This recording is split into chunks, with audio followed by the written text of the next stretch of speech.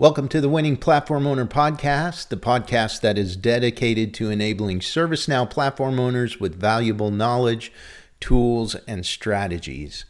So you did it. You've signed on the dotted line, and you're going to be implementing ServiceNow at your organization. First off, congratulations are in order. Congratulations because, of course, ServiceNow is a top-notch choice. And congratulations because you're about to embark on what could be an incredible journey for your organization, but also for you professionally.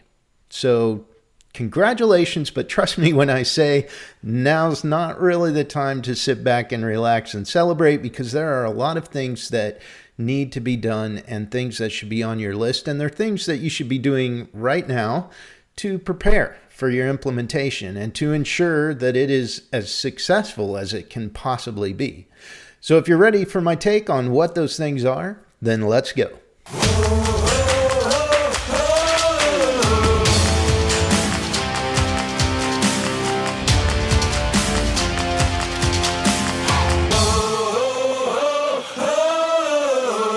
Well, welcome to the show, everyone. I'm your host, Ben Pierce. It's good to have you here. Glad to be doing this podcast. I'm certainly glad to have you taking the time to listen in, so thank you for that. If this is your first time listening, welcome. I'm especially glad you are here. And you should know this podcast is all about helping ServiceNow platform owners get better at what we do. So we talk about things that are important to ServiceNow platform owners. Well, today's show is all about helping our new platform owners who are just getting ready to implement. And I remember that feeling, and I'm sure a lot of the folks listening to this podcast remember that feeling. There's a feeling of excitement. The wheels are in motion. It feels great to know that in a matter of months, you're going to be on the platform. And there's going to be automation, and there's going to be visibility, and there's going to be better end user experience. And yes, all those things will be true. They will come to fruition. But don't let that distract you right now, because there are things that you need to be doing as a brand new platform owner to prepare yourself and your organization for success. So we're going to cover what I think are probably the top 5 things in my mind. And if somebody just came up to me and asked me, hey, what do I need to do to get ready? These are the things I'd tell them. Are there many other things? Yes, but these are the things that jump to mind for me. And so I'm going to go through them for you. And when we're done, you're going to have a to-do list to go execute on. I'm not going to lie to you, but it'll be good because hopefully it'll help you kind of ensure your success and get you that much more prepared for your implementation. Now, one thing I want to let you know before we jump into this list is there's a prerequisite. There's something that needs to be in place before you even do the things on this list. And the assumption is that you have your strategic roadmap, the strategic thinking around the platform done. What do I mean by that? Well, if you haven't done it already, what you need to start doing right away is determining what are those organizational priorities that we need to contribute to using the ServiceNow platform. How are we going to measure our contribution?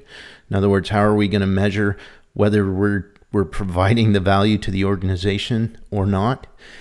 And you need to make sure all of the initiatives that you're doing on the platform, not just the implementation, but future initiatives, are all aligned to those strategic objectives.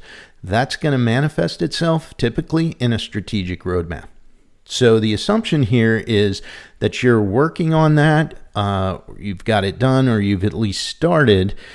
And sometimes it's not started by the platform owner. Sometimes it's started by an enterprise architect or maybe even the executive sponsor. But if you're not doing this in your organization as a platform owner, that needs to send up a red flag for you and get the conversations going, because that's like I said, a prerequisite. It's something that needs to be in place. And then you can start doing these 5 things that we're going to lay out in this session. So let's go ahead and dive in with number 1. At the top of the list, if I'm a brand new platform owner getting ready to implement, I would put putting together the team and getting them trained. The team makes such a huge difference for an organization. If you've got a great ServiceNow team, that is a harbinger for success. So the team is important, and you need to have them engaged from the very beginning. It's really tough, not impossible, but really tough on a team to kind of get built out real close to implementation, and then they have to take things over at go live after just a short amount of prep time, if you will. So they really need to be in place as quickly as you can get them in place. And because most organizations, in fact, maybe all organizations, are implementing with a partner, they're probably not going to be doing a lot of hands-on work at first, but they need to be fully engaged and part of nearly every conversation, especially the ones around technical configuration and just getting all of that context as the implementation goes on is really beneficial for your team. And if you got a good team together, that's going to really help them come out of the blocks really strong at go live and take over the care and feeding and the value delivery on the platform. In addition to putting the team together, you have to think about getting them trained. And so the base level foundational training is great, for a system admin or developer, but I would say consider really getting them fully trained. A well-trained ServiceNow team is a huge, huge advantage for a platform owner. So don't cut short on that. Don't cut corners. Get them the training they need. Get them fully trained. And timing is kind of key here, because you want them to come in from training just as implementation is getting going and ramping up. You don't want them to train like 6 months before you even start implementation, because everybody forgets what they don't use, right? Well, and the same token, you don't want them to go too late either. So timing's key. Think about that. Get your team put together, get them trained up. That would be number one on my list. For the number two thing that should be on your list, it's putting together your OCM strategy and plan. What's OCM? Organizational Change Management. The reality is that ServiceNow implementations, even the simplest of implementations, even just a base ITSM implementation on ServiceNow, typically represents a big change with lots of impacted personas. If you're doing other tools and features on the platform, that's going to be even bigger. And so because it represents such a big change to the organization and to all of these personas, whether they're working as fulfillers in the system or whether they are end users, it just represents a lot of change in process. It represents a lot of change in how things get done. And so you need to get out in front of that. And you do that with organizational change management. You put together a strategy on how we're going to help people journey from where we are now to where we want to be, because everybody's got to take that journey. They've got to understand that the change is happening. They've got to understand that, hey, I actually want to make this change. They got to know how to do it. They got to have the tools and training to do it. And then ultimately you have to kind of reinforce once the implementation goes live. You have to reinforce all that organizational change. So it's a big deal and should be started very quickly. In fact, I would say you even start communicating before implementation. Before it even begins, you're communicating. Not promising. You're not promising hearts and flowers and roses, and you're not promising, your experience will not change. That's not the idea. There will be change, but we want to communicate through that. help people take the journey and help them take it successfully from an organizational change perspective. So put together your OCM strategy and plan. That's number 2 on the list. Number 3 on your to-do list should be to assemble a strategic steering committee. Now, don't get this confused with what we just talked about in number 2. This isn't a group that you get together to promote buy-in. We're not trying to achieve organizational change management through this committee, although they'll be involved with it. That's not the purpose. It's not about buy-in. This is a decision-making committee, not bureaucratic. It's not, we talk about things forever. It's a committee that is lean and can make decisions because decisions come up. There are always going to be decisions when you're doing an implementation, maybe around leveraging some additional capabilities that you didn't really think about before, but now you have an opportunity and it looks like it might be a good choice to leverage some additional capability that you weren't planning for. That's an example of a decision that needs to be made. You can't make that as a platform owner.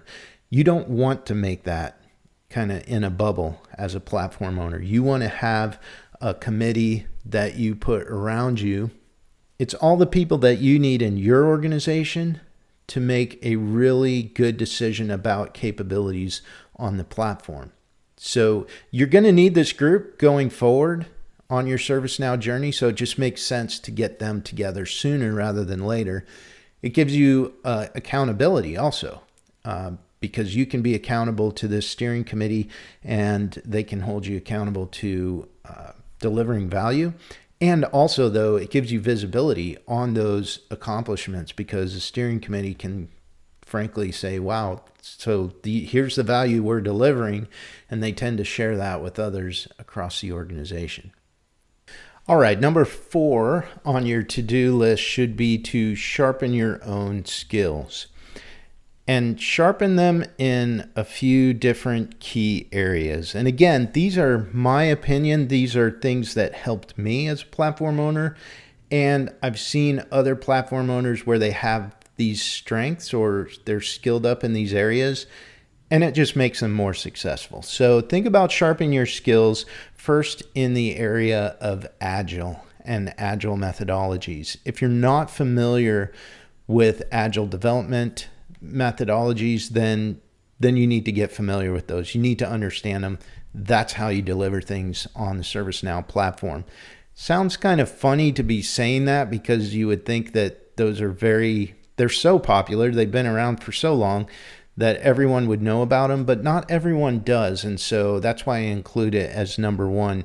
You really need to understand how Agile development works. What are all the ceremonies? What are all of the roles involved? That's going to help you as a ServiceNow platform owner.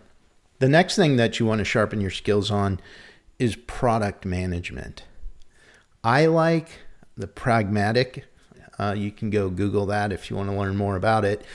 Not a commercial. I just happen to like that one. It resonated with me. But you need to understand how to be a good product manager and what makes good product management work.